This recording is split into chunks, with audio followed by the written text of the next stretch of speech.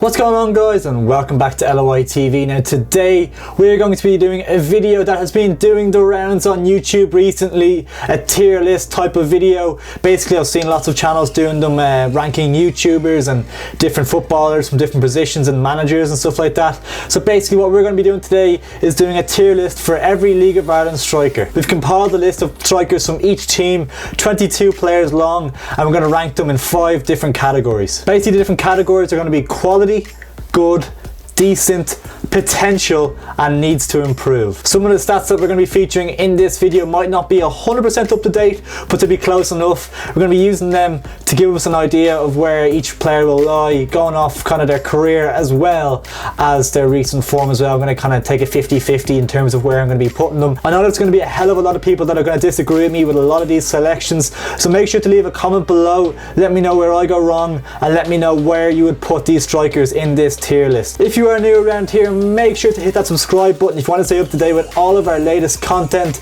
If you have any other ideas of a tier list you'd like to see League of Ireland based, let me know in the comments below as well. Now let's jump right into the video.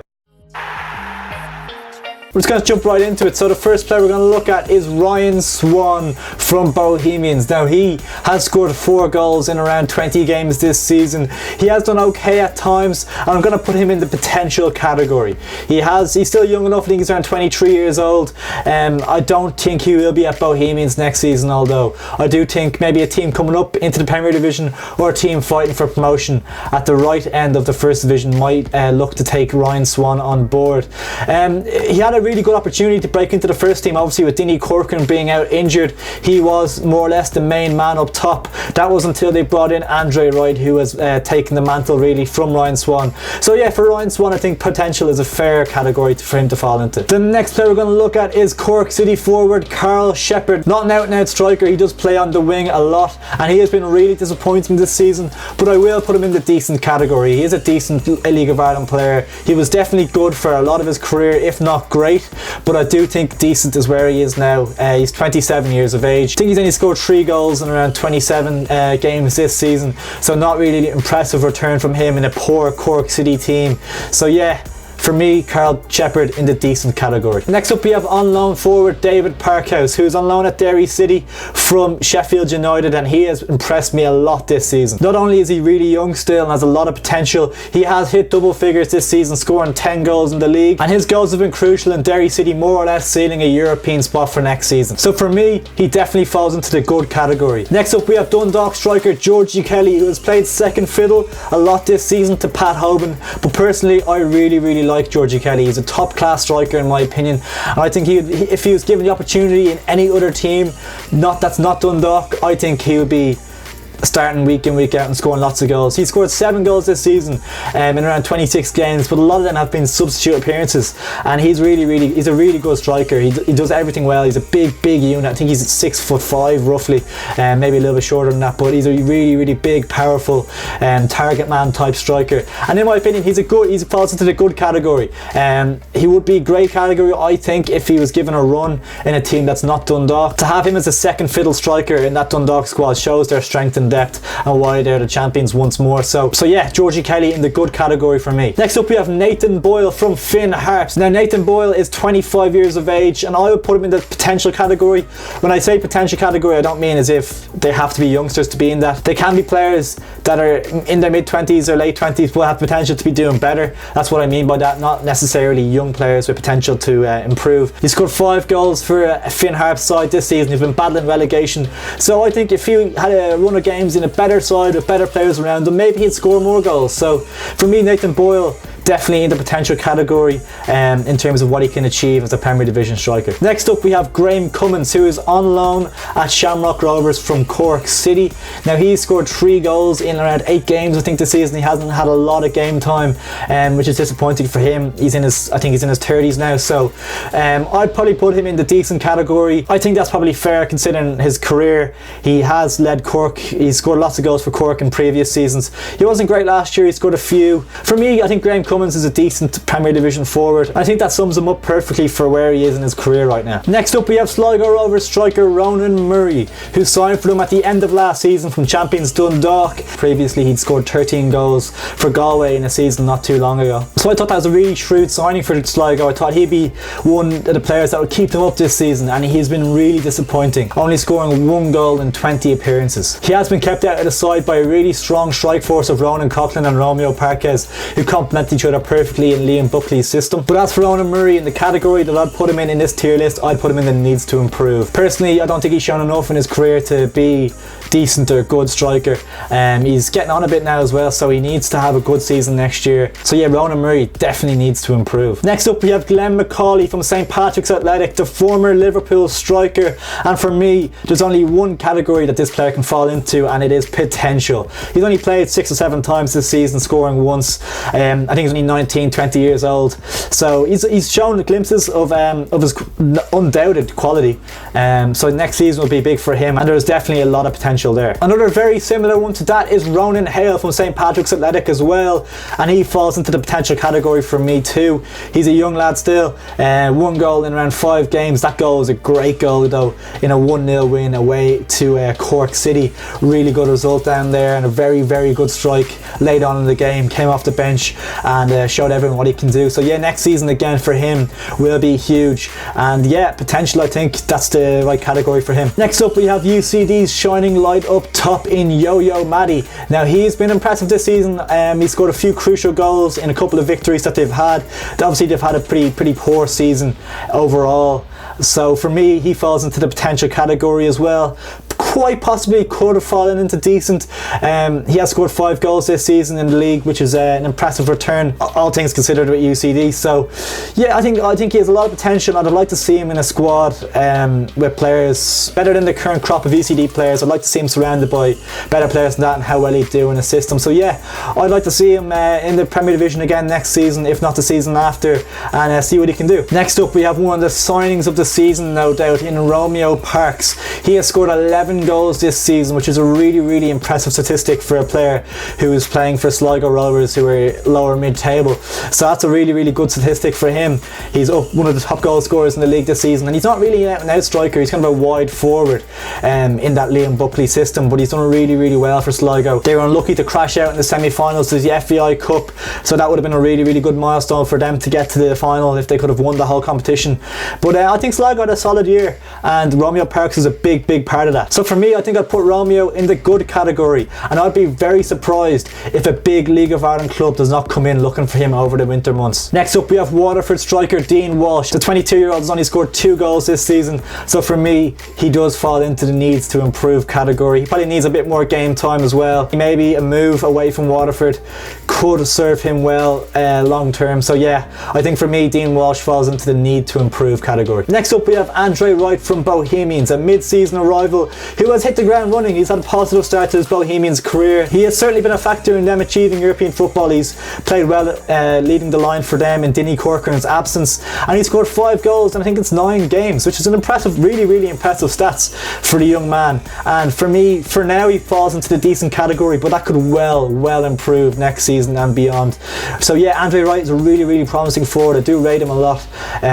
And yeah, for me at the moment, he is just in the decent category. Owen Stokes is going to be the man we're going to look at next. Now, he signed for Cork City from Derry at the halfway point of the season. He spent last year with Bohemians, and I heard a lot about him before he came to Bohemians, and he scored a good few goals for them off the bench mainly, including a goal in a Dublin derby against Shamrock Rovers in a crucial win for them. So I saw a lot of potential in him last season. For Derry, he never really got going, and for Cork, he hasn't scored yet either. So it's 0 goals for Owen Stokes this season, which is not good enough, and he needs to improve. That's the category I'm going to put him into. I think he's made 10 appearances I think this season over both clubs, and 0 goals. I think he'll know himself that needs to be improved on. So for me, Owen Stokes falls into that category. Next up we have the main striker in the Premier Division, and of course he's going to fall into the quality category.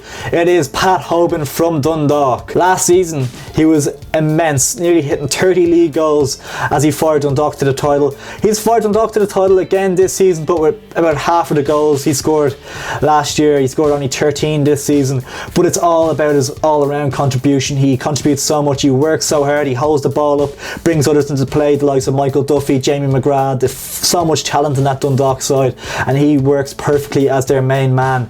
So yeah, it's a no-brainer for me that he is a quality striker for the Premier Division. Next up we have 38-year-old Raffaele Corry, who plays for Finn Harps these days. After 17, I think it is, years with Sligo Rovers, he's probably surely finishing out his career this season, and it'd be disrespectful to put him anywhere below decent for the career he's had. I still think he is a decent Premier Division striker right now. He's still doing bits for Finn Harps. He's such a big contributing factor in the dressing room as well. So for me, yeah, Raffaele Corry is a decent Premier Division striker. Moving on to possibly a controversial one, Aaron Green, the striker for Shamrock Rovers. Now this one I had to think about for a while. There's no doubt about it that he's been quality in the Cup, the League, in European matches as well. He's contributed with goals. So this season, no doubt about it, he's been quality, but I'm going to put him in the good category. Despite scoring 11 goals this season in an impressive return, I don't think he has that quality of a Pat Hogan where he's going to lead you to a title. Not to say that Shamrock Rovers need to get rid of him or anything like that, but I do think they need to bring in a striker that's going to consistently hit them 20 goals. It's a lot easier said than done. If Shamrock Rovers want to overtake Dundalk next season, I do think they need a striker that's going to be consistently banging them in. It's going to be hard to find, but if they do find that, they need to have that quality Premier Division striker in the shape of a Pat Hogan type player, and I'm just not convinced fully that Aaron Green is that man just yet. He falls into the good category for me, definitely, but I'm just thinking about his time with Bray and his times before that. I just don't think he is that top quality in that top bracket, but perhaps if he contributes to Shamrock Rovers winning the FAI Cup final, scores a goal, they win the game, perhaps then maybe he can be considered for that top bracket. And if he continues his form into next season and Shamrock Rovers can go on and win the title with him leading the line, then I'll take that back, and he's definitely a top quality Premier Division striker. But for right now, I think he falls into the good category. Next up we have Mikey Byrne from St Patrick's Athletic. Now he had a blistering start to the campaign, scoring 3 goals in 3 games for St Pat's. Really impressive in the first month of the season, and I thought he was going to go on to have a really big year for them. It hasn't gone the way he's probably hoped, been left out of teams a lot recently, and he's only ended up with 7 goals. Considering the start he had, I'm pretty disappointed for him because I really do like him a lot. He has been very open about his mental health troubles, and I wish him only the best in his footballing career as well as off the pitch, and I hope he's doing okay in terms of where his head's at right now. And I do appreciate that honesty from footballers. It's something we don't see enough in the game, being open and honest about the way they're feeling. So I do think I have a lot of time and respect for Mikey Byrne, and for me he's a decent Premier Division striker. If you can get him firing, he showed at the start of the campaign that he can score goals in this league. I think he's a decent Premier Division forward, and he got the potential to be good. So I'm hoping for a big season for Mikey Byrne next year. Maybe he might leave St Pat's in search for more regular first team football potentially. That remains to be seen, of course, but yeah, for me, decent Premier Division forward. Now next up we have Ronan Cochran, who maybe shouldn't make the list. He's not an out and out forward either. He can be considered a winger mainly as well. Cork City let him go at the end of last season. They're definitely regretting that decision now. He's had a great campaign for Sligo Rovers. He's signed a new contract for next year, which Sligo fans will be absolutely delighted with, as his 8 goals have been absolutely huge for them this season, and he's formed a really good partnership with Romeo Parks up top, and their partnership suits Liam Buckley's style of play to perfection in that 4-4-2. They kind of sit back and have a kind of 2 banks of 4 with those 2 outlets running into the channels and causing all sorts of problems. And the standout moment for me from Ronan Cochran, where he got really unlucky, was when he was taken down in the box against Dundalk in the semi-final of the FAI Cup. Definite penalty, and that could have been a game-changing moment, and they could find themselves in the cup final right now, but as things turned out, they didn't. But I do think he is decent, on the verge of breaking into good. I'm going to put him in decent, leave him in decent for right now, and I think he will probably break into the good next season. And I'm slightly surprised by the season he's had. I wasn't expecting him to be quite as good as he has been. So yeah, I think for now, upper end of decent, lower end of good. I'm not sure where he lies right now, but I'm going to leave him in the decent for now. Next up we have Michael O'Connor, who is on loan at Waterford from Linfield. He was part of the deal that saw Bastian Herry complete a permanent move to the Northern Irish side, and Michael O'Connor came in on loan in the other direction, which was crucial after they lost the likes of Ishmael Akinade. So it was important that they got a forward in, and Michael O'Connor is definitely a decent Premier Division forward. He's still young, I think he's only 21 years old.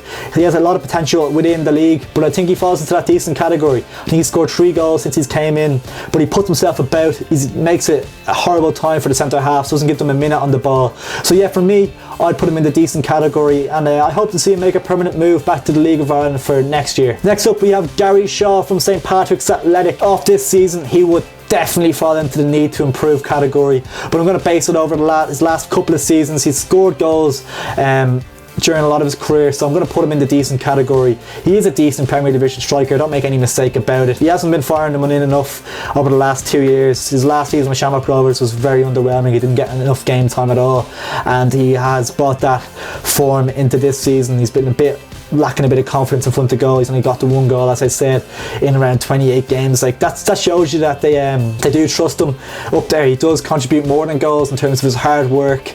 He holds the ball up well.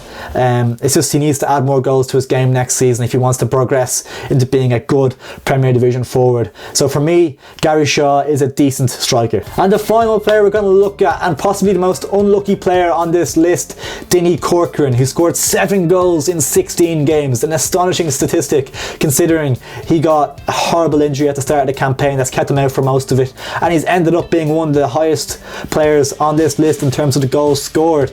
He had a great first month of the campaign, similar to Mikey Byrne, and he looked like Bows. They were flying at the start of the campaign. They've had a good season, of course, but Denis Corcoran was really flying, scoring crucial goals in Dublin derbies, winning them games, and it was a real shame to see him go out like that with a bad injury, especially I think he's in his 30s now, so I'm really disappointed for him at this stage of his career. In the he looked like he was in his prime, really banging them in, so hopefully he'll make a full recovery from that injury. Just the talk of him playing in Bohemians' last game of the season, that remains to be seen, but hopefully he can make a full recovery for next year. Whether he's playing for Bows or not, that also remains to be seen.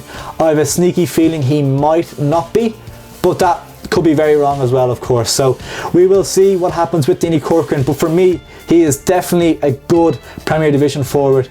If he had continued on the way he was this season, he definitely could have had a chance of being in that quality bracket. Yeah, but for me, right now, Denis Corcoran is in the good category. Well, there you have it, guys. The end of the video and my tier list of LOI strikers. What did you make of the rankings? Let me know in the comments below. I'm expecting a lot of you to disagree with me, so I want to hear all your comments. I hope you enjoyed the video. Please make sure to like, share, and most importantly, subscribe.